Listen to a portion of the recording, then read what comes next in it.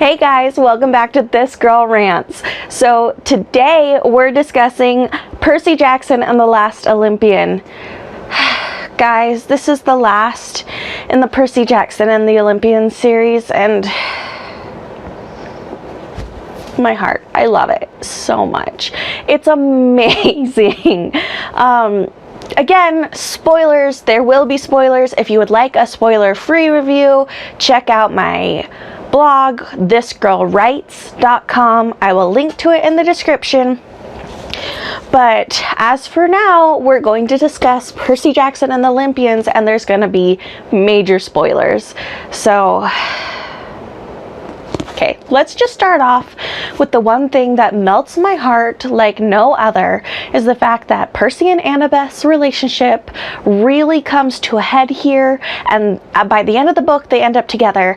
But one of, I think, the most pivotal moments in their relationship that Annabeth isn't even there for is the war is coming up between Kronos and the Half-Bloods and the Olympians, and so Percy goes with Nico down to the River Styx to basically make himself immortalized, you know, with the whole Achilles blessing or whatever. So like there's only the one spot that he's vulnerable, like the myth of Achilles where his mother dips him into the River Styx and it's only his heel, hence the Achilles heel or whatever saying that people use. And in that process, Percy has to link himself essentially to mortality so that he doesn't die. And the thing that links him, the thing that allows him to gain this crazy amount of protection is Annabeth.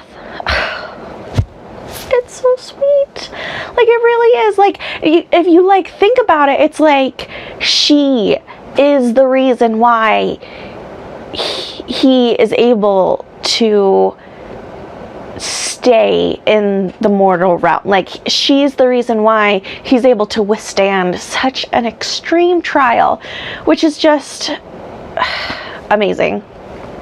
But I don't want to gush too much about their relationship because I kind of already did that in my last video.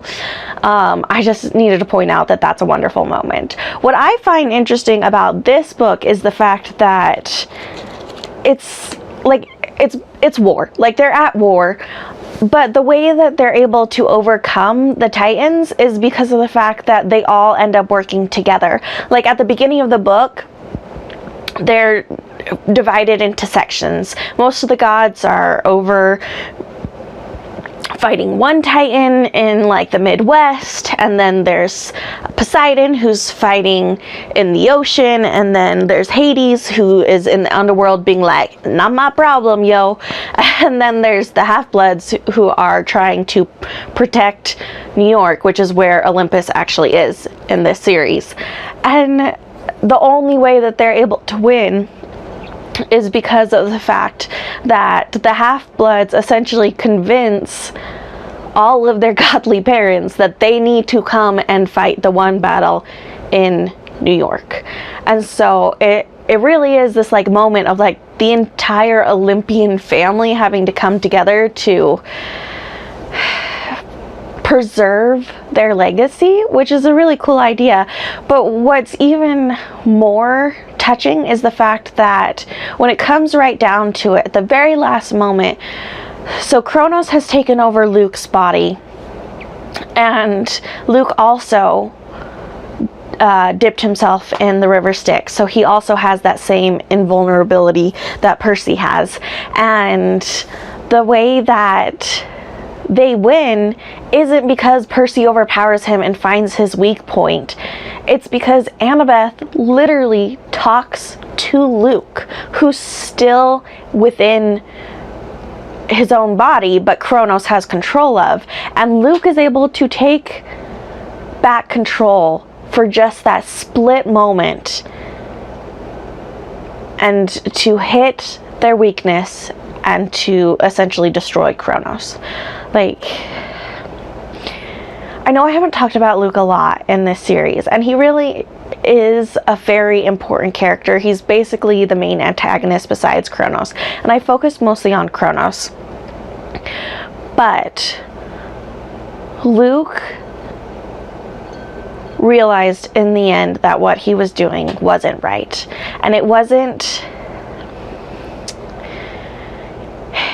his family, or, you know, it wasn't him just deciding to be better. It was the pleas of the one person that he cared about most asking him to try to be better.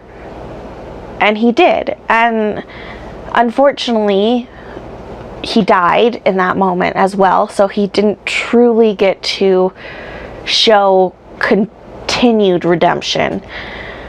But he died so that everyone else could live. And I just like the fact that that's how it ended. It didn't end with Percy killing him because he had to. It didn't end with the gods smiting Kronos. It ended because one boy who started this mess because he was upset at his dad decided he had enough and he wasn't going to be used anymore. And Percy trusted Annabeth enough to let her have that moment with him. If Percy hadn't paused and given Annabeth that time to just talk to Luke, if they had kept fighting in that moment, it never would have happened. But because they had the trust and the faith in each other, they were able to succeed. Which is just such a great idea, like to trust those around you and they will help you get to the place that you need to be, help you reach the goals that you want to reach. Like, such a good message, you know? And it just kind of makes me sad to think about Luke's ultimate demise. Like, I know that he made a lot of terrible choices, but it would have been really nice to be able to see him slowly be redeemed afterwards. So not he just died, but like, you know, maybe his act caused Kronos to be the one who died, and then Luke, you know, the gods brought Luke back or something like that. And then in the next series, Luke could actually prove that he is a hero. I mean, I get why that didn't happen, especially when you read the next series. It doesn't make a whole lot of sense for that to happen, but it would have been a fun, you know, thing to think about. Maybe there's fan fiction out there somewhere about it, probably. But yeah, it's such a good ending to a good series. Everything ties together.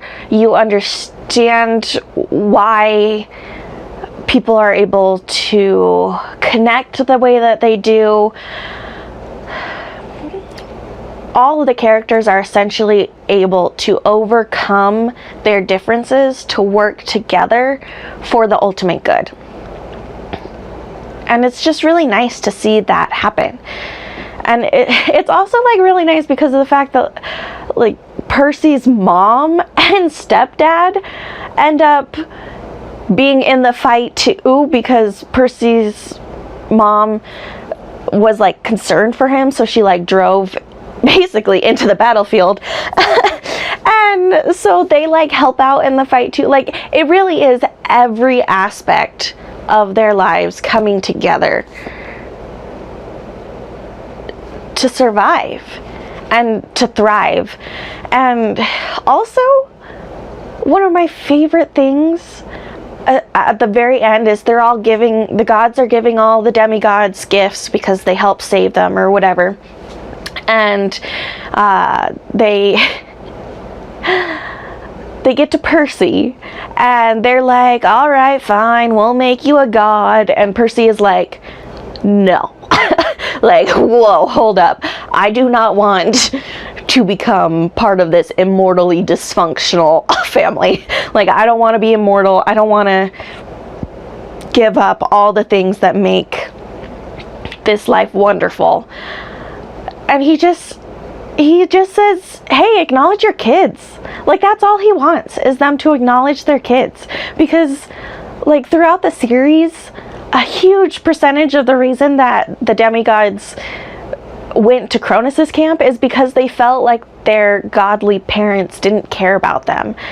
And I love that idea of the greatest gift that could be given from a father to a child is love and attention, or from parents to children, I guess, is that love and attention. It's not the things you can give them, it's the actual being there for them and claiming them as your own and wanting to help them. And yeah, also it just fits Percy's character for him to basically deny what they think he would want and choose something that is basically saying, dude, you guys are kind of terrible parents, be better. and so I really like that. But I love this book so much. I love this series so much, and I'm super excited to do the Heroes of Olympus series, because I really love that one too. I haven't read any of Rick Riordan's other books, but I'm looking forward to doing the Trials of Apollo and all of those as well. But for now, I'm probably going to take a little bit of a break from Rick Riordan and start doing some other authors, because I've done a lot of his work. Well, I've done his whole first series. But thank you so much for listening to me rant about Percy Jackson and The Last Olympian. It's amazing. You should read it. I don't know why you would start reading the other ones and then just not finish the series. It doesn't make sense to me, but if you have, for some reason, read the last one. Please like and subscribe, and have a great day. Bye!